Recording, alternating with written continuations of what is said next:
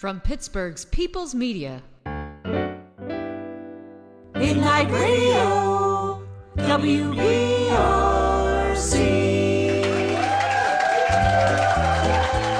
Live from Zoom Room B on the World Wide Web, you're experiencing Bricolage's Midnight Radio. A remote education program connecting school curriculum with the creation of 1940s-style radio plays.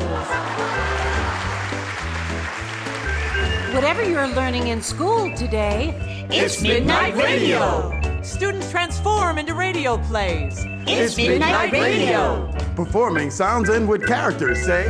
It's Midnight Radio. Bricolage is proud to present Midnight Radio.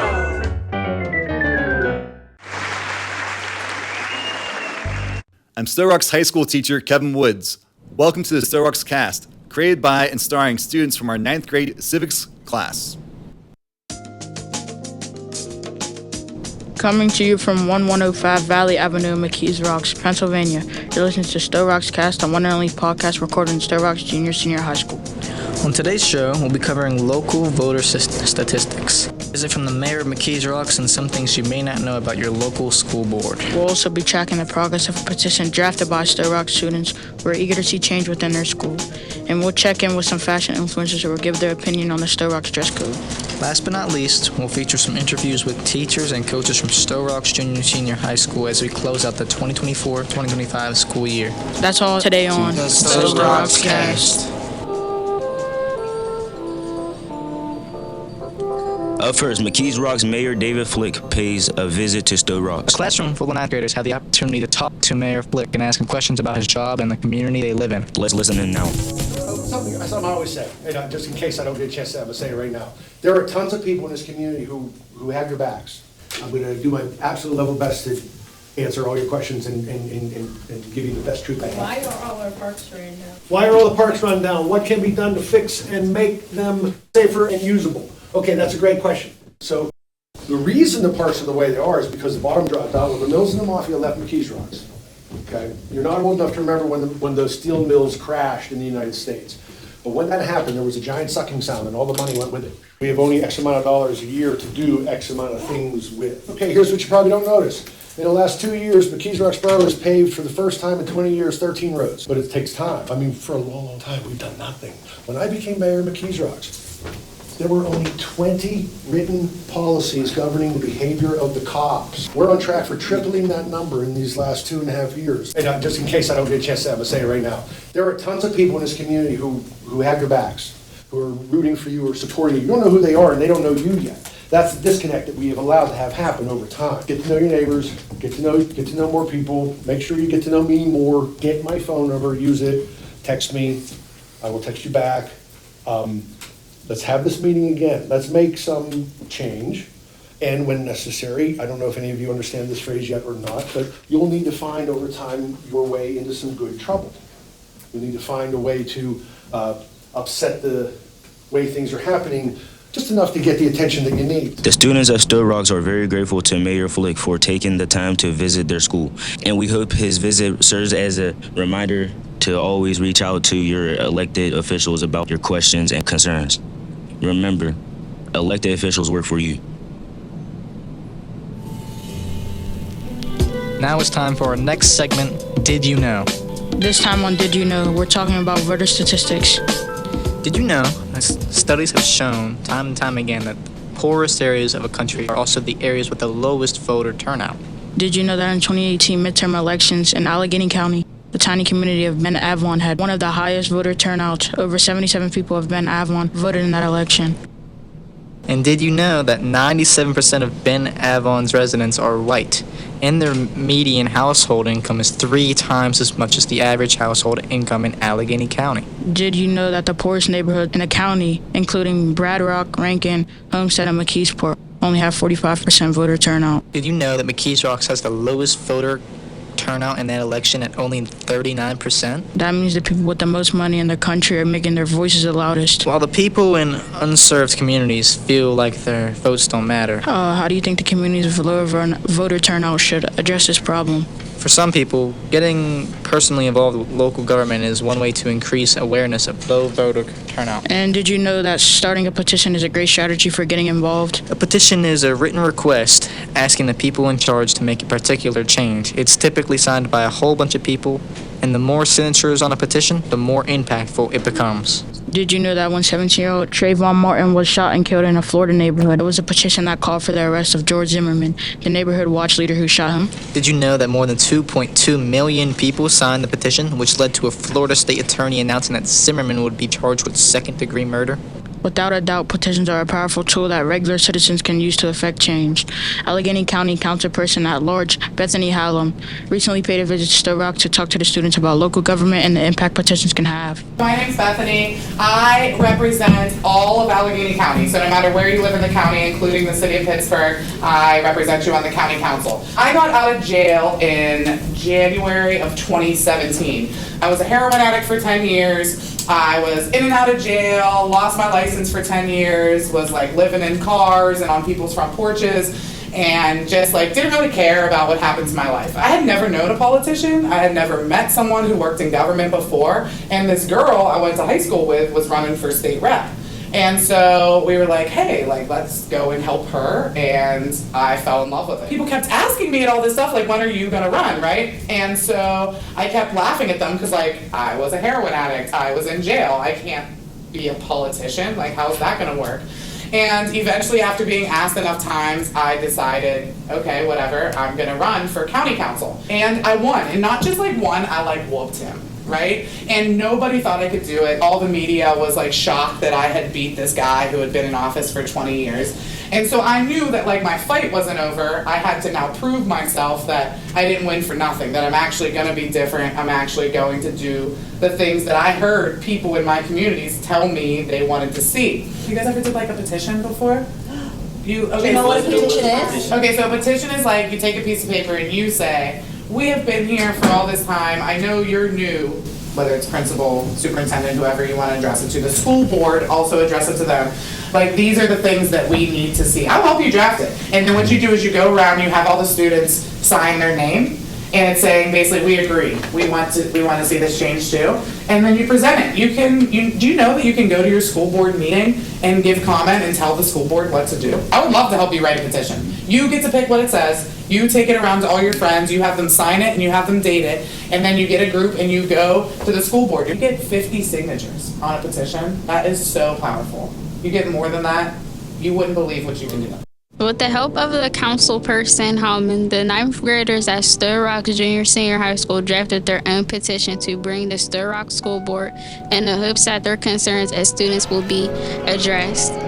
So what exactly is in the petition will take you item by item. First, improved by school lunches. Sto Rox students deserve better quality and more nutritious lunch options that cater to a wider variety of dietary needs and preferences. Students should have access to meals that are both enjoyable and fulfilling.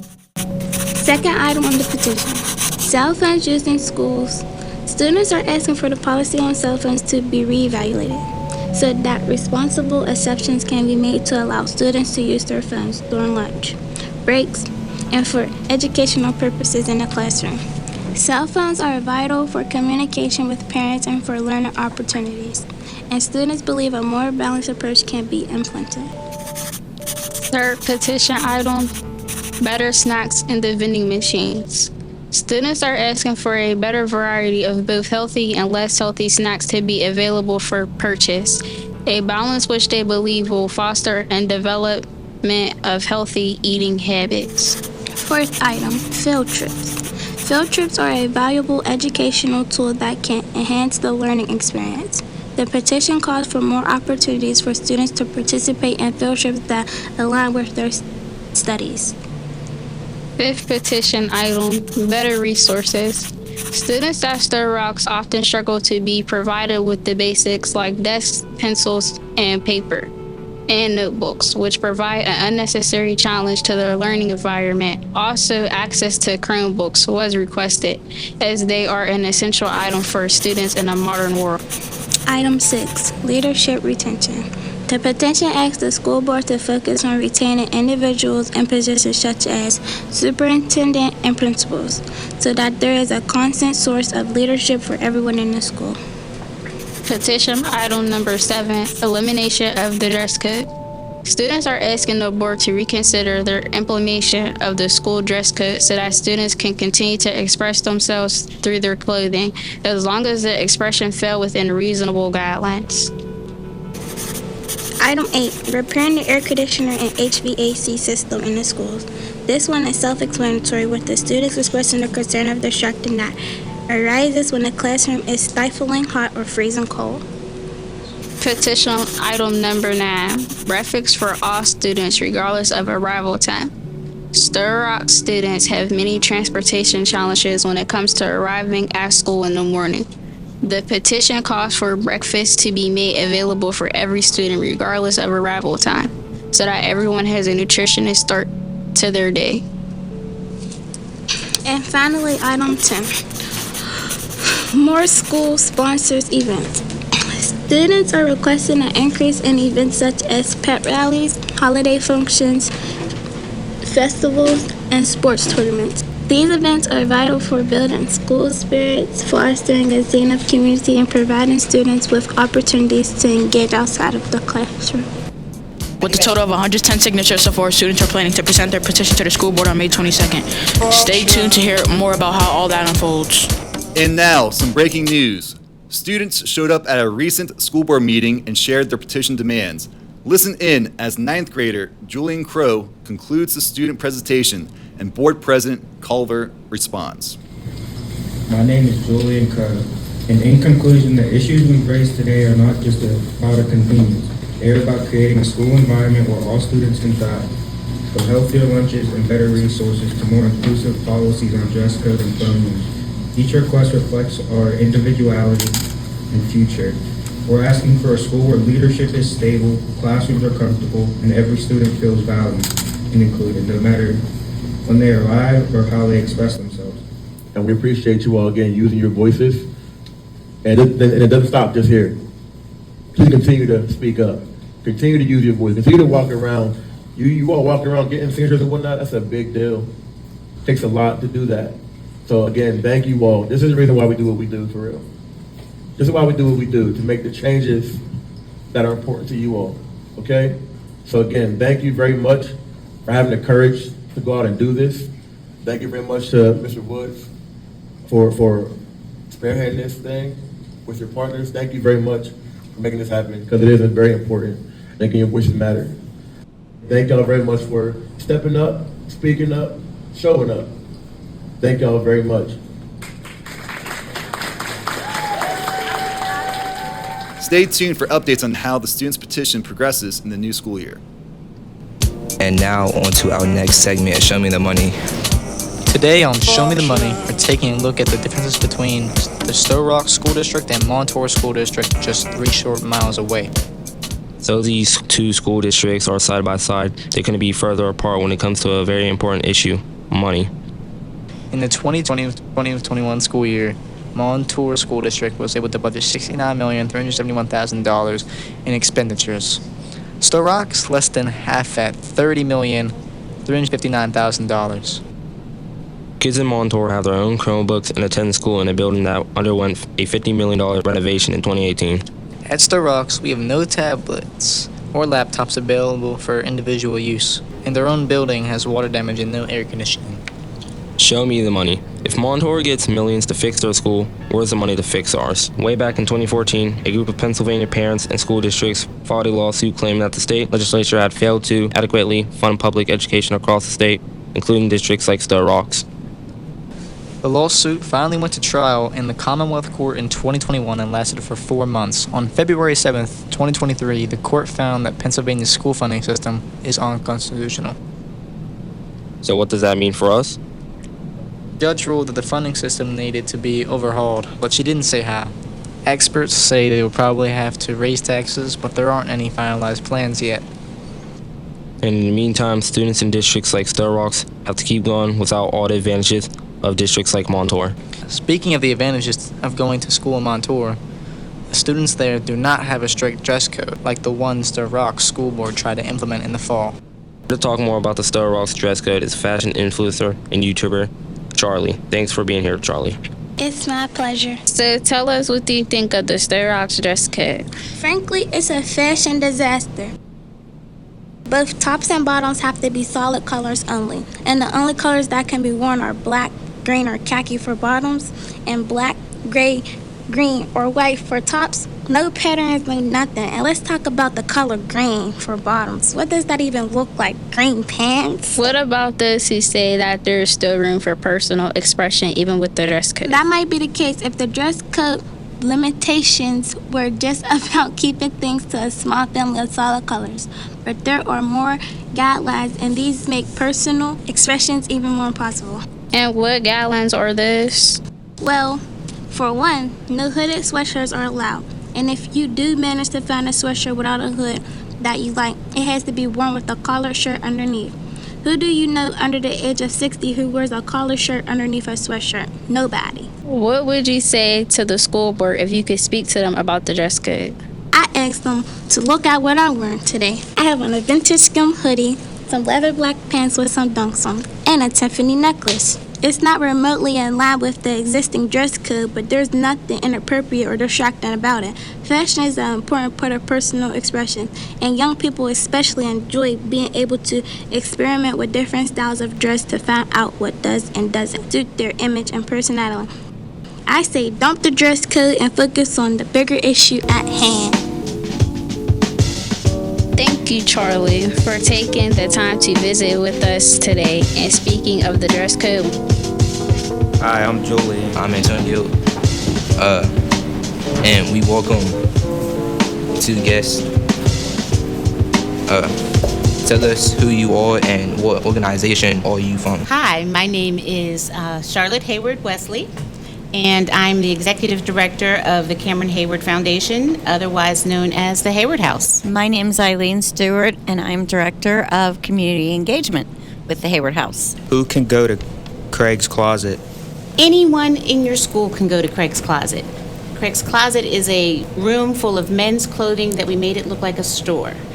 And there's lots of things there that anyone can come and get for a special event. How is this program funded? That was a great question. Thank you for that question. We get donations. We got a really great donation from Arby's and also from RK Mellon, so that we can provide this around the city at different high schools. So right now we have 17 Craig's Closets. They're in different high schools all around the city of Pittsburgh and a little bit outside. We have one in Washington, PA. What's the hardest part of running a nonprofit? Oh, it's busy. We do a lot. We give a lot. I think the hardest thing is turning things down, because we can't do everything, and we have to prioritize our mission of helping young people. Yeah. Thank you for joining us in this interview. We appreciate your time and all that you do. Thank you for having us. This was great. You guys did an excellent job. Up next, it's Sports on the Rocks, bringing you the latest scores and debates from Sto Rox Sports. Today we're featuring an exclusive interview with ladies flag football coach Lauren. How you doing, guys? I'm your host, Day, and I'm here with your co-host, Mayor. And today we're interviewing Coach Lauren. How you doing, Coach Lauren? I'm good. How are you guys? Doing good ourselves. We're just going to get right into it. Have you ever played yourself? Yes, I played for the Pittsburgh Passion since I was 18, so I've played for about 13 years. What inspires you to start a girl flags football team at Sto Rox, and how has the journey been so far? Actually, my first year that I was here, one of the teachers found out that I'd played for the Passion and suggested that I maybe do some type of intramural flag football. I reached out to one of my teammates from the Passion who played flag internationally for the USA team, and she let me know that the Steelers were doing a pilot program to try to get flag as a sanctioned sport. So as soon as I found that out, I reached out to one of my friends who worked for the Steelers, and then we got the ball rolling. And it's been an awesome experience, just the amount of interest that I've had and the success in just 3 short seasons. All right. How do you see flag football empowering young women in this community, both off and on the field? Football is one of those sports where it truly takes all 7 people in this case on the field in order to make a play work. So I think football teaches teamwork. leadership. And not only that, but when you have different people coming together that are different friend groups or different grades that don't normally interact, and you force them to kind of become a team and a sisterhood, they start forming those long-lasting friendships.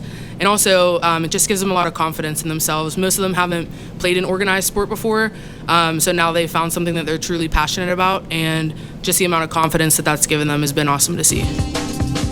Okay. Thank you for joining us today, Coach Lauren. You're welcome. Thanks for having me. This has been Sports on the Rocks. Thanks for listening. And with that, we've come to the end of our broadcast. Thank you for tuning into the Sto Rox Cast. Thanks for listening to the Sto Rox Cast, a production by students at Sto Rox Junior High School in association with the Bricolage Production Company Education Program. I'm Kevin Woods. Catch you next time.